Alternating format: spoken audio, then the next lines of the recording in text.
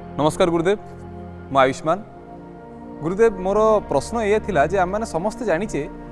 जे सिंदूर होउची गोटे स्त्रीर सुंदरता को बढ़ाए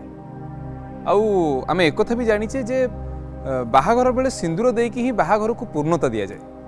गुरुदेव आम मैंने देखु जे स्त्री लोक मैंने तांकर सिंथी सिंदूर लगाती भ्रुलतार सिंदूर लगाती बेकर लगाती किए हाथ में लगाती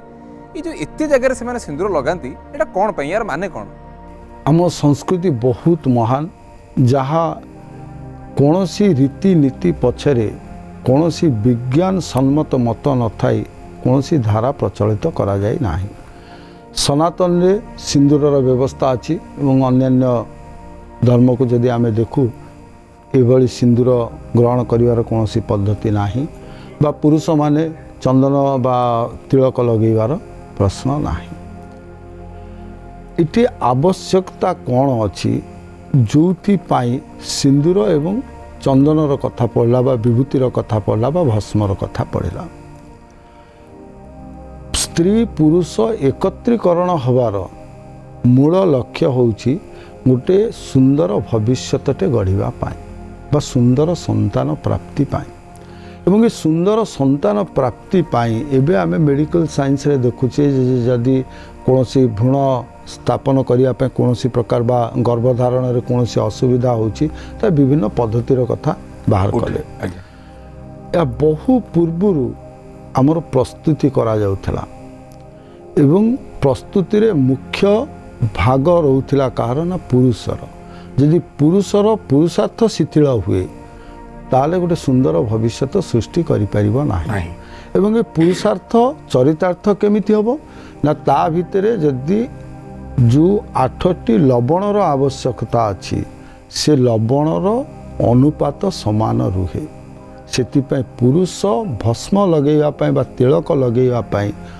8टी जगह स्थिरीकृत करागला बा अष्टांग तिलकर व्यवस्था करागला। से तिलक गुड़िक कौन कौ स्थान लगे जो जो स्थान रे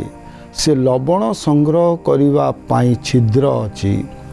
से छिद्र ही भस्म बा तिलक लगा जाए। तिलक एवं भस्म उभय दिए 8टी जाक लवण उपस्थित रही। ठीक सेमती नारीटे मातृत्व प्राप्ति पाई ता भितरे मंगलर प्रभाव आवश्यकता अच्छी एवं बुद्धंकर प्रभावर आवश्यकता अच्छी। बुद्ध बाल्य चपड़ामी दिए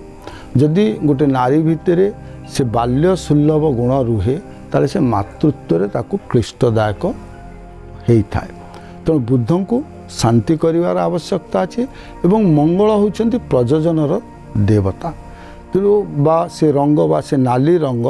माँ मानक भितरे मातृत्व संचारित करिया पई शक्ति दिए। तो जो जो जगार बुद्ध एवं मंगलंकर प्रभाव अच्छी से जगार मंगल को उच्च करने सह मंगल एवं बुद्धंकर कारक ग्रह गुड़ी को मंगलंकर कबलित करने सिंदूर दबार व्यवस्था करा जाइछि। तो गोटे सुंदर भविष्य सृष्टि करने ये सब व्यवस्था केवल जे नारीर श्रृंगार पाई करा जाई नाही। तो जो मथारे बा सिंथी सिंदूरटे दिया जाउछि सेतबेले बुद्ध ग्रह मंगलंकर आधीन होउचंती बा बाल्य चपलामी नाश जाउछि। तो ता भितर गोटे कौन मैच्योरिटी गोटे आम बर्तमान कहूँ 18 वर्ष तलू को विवाह करने मना कहीं से समय से पाखे शिशु सुलभ गुण थाईपे। तो मैच्योर्ड हम आम जहाँ कहले एलिजिबल फॉर मैरिज जहाँ विवाह योग्य बा योग्य हबार बयस। तेणु ताकू स्थिर करा जाउथिला केमिति ना आगुरु जो बयसर सीमार कौन प्रकार सेमती आकट नथिला सेतिपई सेमानकर भीतर थिबा गुण को से कबलित करी रखिया पई सिंथीरे सिंदूर पिंधिले बा बुद्ध मंगलंक द्वारा आयत हला। एवं जौनांग सह प्रजोजनर जितक अंग अच्छी से अंग गुड़िक दृढ़ हवापाई मंगलंकर स्थान बा दी भ्रुकुटी मझिरे सिंदूर टोपाटे दिगला जो मंगल को उच्च करागला एवं जो कहे मर्म स्थान से हूँ मर्म स्थान जो स्थान रे जितेबाला नाली रंगर प्रभाव आसूची सी कौन कर यौनांग सह प्रजनन अंग गुड़ी को सक्रिय करके रखुची बा एग फॉर्मेशन करने जो ओभारी अच्छी एवं जो गर्भाशय अच्छी से गुड़ी को सुदृढ़ करने से नाली रंगर आवश्यकता अच्छी ये गुड़ी को केमिति काम करिवो ना रस गुड़ी को विशुद्ध हवा दरकार शरीर भितर जो रासायनिक पदार्थ खेरित हम से गुड़ी को विशोधित हवा दरकार तो सी मंगल कबलित हवा दरकार तेणु से जगह हूँ कौटी ना कंठ प्रदेश जहाँ को आम कहे थालामस बा थायरॉइड ग्लैंड बा विशुद्ध चक्र जहाँ माध्यम दे रस गुड़िक विशुद्ध हम तो सेठी मंगल को आधीन करने मंगल को प्रभाव विस्तार करने गलारे मध्य सिंदूर दिगला एवं एगुड़ी को कर्म किए करिवो बा एगुड़ी को चलन कराउछि किए गोटे कन्वेनर दरकार गोटे जगार गोटे पदार्थ को पहुँचेवाई हेले आम गोटे माध्यम व्यवहार करुचे तो ये माध्यम किए ना रक्तर प्रभाव होउछि ए सबरो माध्यम बा रक्त को माध्यम करी बा इस बिकम कन्वेयर बा ये सबू को ट्रांसपोर्ट करुच्ची गोटे जगार आ गोटे जगह को नौ मस्तिष्क खेरित होता रसायन को गला प्रदेश दे गर्भाशय पहुँचवाई रक्त ही कार्य करुच्ची एवं रक्त मंगलंकर मध्य प्रतीक तो से रक्त केमिति आमर ये होची ना धमनी रे जेतबेले धम धम शब्द होची से धम धम शब्दर अर्थ होची धमनी क्रियाशील होची तो से धमनी को सक्रिय करने दी हाथ पापुली पाखे बा कई माँ मैंने शंखारे सिंदूरटे दियंती एवं युड़िक करने बाध्यता कहुए ये जोटा गोटे शब्द हूँ इन्स्योरेबल इंटरेस्ट जदि आमर कहा प्रति आमर से श्रद्धा से अटैचमेंट न रुहे से भाव न रुहे आम से कम करवा ना तो गोटे नारीर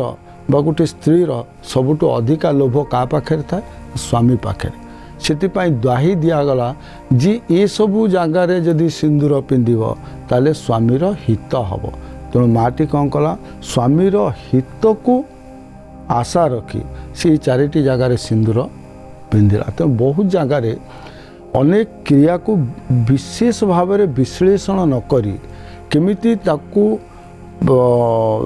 व्यवहारिक भाव में से करिपारिव से व्यवस्था करा जायछि सेतिपय धर्म को आड़ करा जायछि धर्म ना को द्वाही दिया जायछि जेमति आज भी आमे जदि कोठी न्याय निशाप होउछि आमे हलप नउछे कहा ना रे आमे गीता ऊपर हाथ रखी नउछे ठाकुरों को ना रे नउछे माँ बापा को ना रे नउछे काहे के हलप नउछे ना गोटे माध्यम दरकार होउछि सत्य को आनिबा पाए ठीक सेमती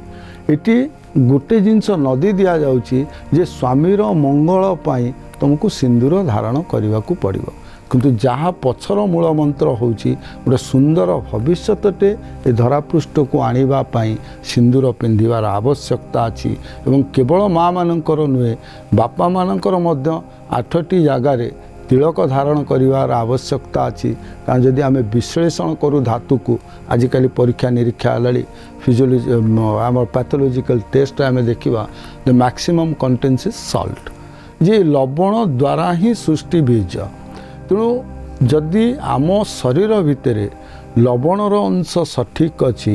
एवं मात्रार अनुपात सठिक अच्छी आम भितर बीज